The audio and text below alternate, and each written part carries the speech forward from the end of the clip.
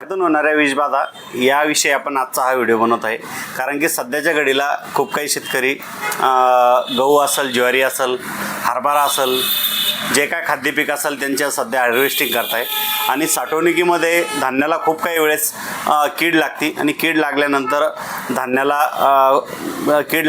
खूप काही शेतकऱ्यांचं नुकसान होतं. तर त्यासाठी शेतकरी सध्याच्या घडीला ॲल्युमिनियम फॉस्फेट ह्या पुड्या ठेवतात किंवा बोरिक ॲसिड या पुड्यांचा सरळ वापर करतात. पण सध्याच्या घडीला वापराच्या ओघामध्ये त्याचा वेगळाच ट्रेड सुरू झाला आणि त्यामधूनच खूप वेळेस आपल्याला अन्नधान्यातून विषबाधा होते. त्यामध्ये उलट्या होणं, मळमळ होणं, त्याच्यानंतर जुलाब लागणं या अशा गोष्टी सुरू होत्या. केव्हा विषबाधा होऊन जीव जाण्याचा सुद्धा धोका निर्माण होतो. कारण की यामध्ये सध्या एक ट्रेड सुरू झाला आणि तो जवळजवळ चुकीच्या पद्धतीनं सुरू झाला. कारण की धान्याला कीड लागू नये यासाठी खूप काही शेतकरी असेल किंवा खूप काही ज्यांनाही धान्य साठवणूक करायची कोटीमध्ये, तर ते बोरिक ॲसिड सरळ धान्यामध्ये मिक्स करून त्या ठिकाणी आपल्या कोटी असेल किंवा बॅग असेल बॅग भरून ठेवतात.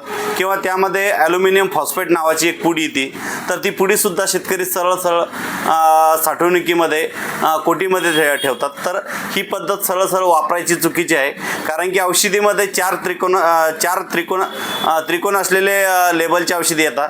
त्यामध्ये सर्वात जास्त विषारी लाल त्रिकोण असलेल्या औषधी, त्यानंतर येलो त्रिकोण, त्यानंतर आकाशी कलर आणि त्यानंतर आपला हिरवा कलर हा अत्यंत कमी विषारी आहे.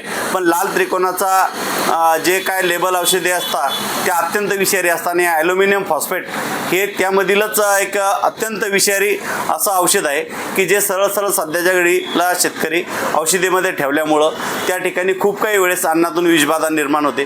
किंवा आपल्यालाही घरी खाण्यासाठी ठेवायचं असतं तरी आपण कोटीमध्ये त्याला खालच्या कोपऱ्यात ठेवून देतो. ही पद्धत वापरायची सरळ चुकीची आहे. ही पद्धत वापरण्याऐवजी शेतकऱ्यांनी त्या ठिकाणी गावाला जास्तीत जास्त ऊन देऊन जर साठवणूक केली तर त्या ठिकाणी कीड लागणार नाही. किंवा त्या ठिकाणी लिंबाचा पाला असेल किंवा शेणामध्ये बोरिक ॲसिड टाकून त्याच्या जी आपली सिलाई असती तर त्यावरती त्याचं एक लेप तयार करून घ्यायचा. किंवा 2 बॅगाच्या मध्ये ती पुडी तिला होल पाडून त्यामध्ये 2 बॅगाच्या मध्ये ठेवून द्यायची. तिचा धान्यामध्ये सरळ वापर नाही करायचा. कारण की कीड का लागते तर ज्यावेळेस तुमच्या गावामधील बरसातीमध्ये, पावसाळ्यात किंवा हिवाळ्यात वातावरणातील आर्द्रता वाढल्यानंतर मावचर वाढतं आणि धान्यामधलं मावचर वाढल्यानंतर त्या ठिकाणी कीड लागायला सुरुवात होते. तर शक्यतो ऊन दिल्यानंतर कोणत्याही प्रकारच्या धान्याला कीड लागत नाही. आणि जी सध्याच्या घडीला आपण सरळ धान्यामध्ये ती भुकटी वापरून किंवा त्या पुडीचा वापर करून त्या ठिकाणी धान्यामध्ये टाकतो. अत्यंत विषारी औषध आहे. त्याची वापरताना अत्यंत काळजी घ्या. कारण की आपल्या जीवाला त्याचा धोका निर्माण होतो.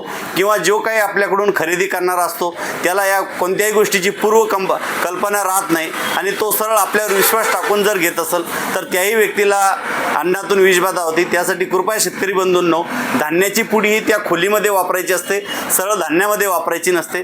तर वापरताना काळजी घ्या. हा व्हिडिओ तुम्हाला कसा वाटला? चांगला वाटला असेल तर शेअर, लाईक करा. जय शिवराय.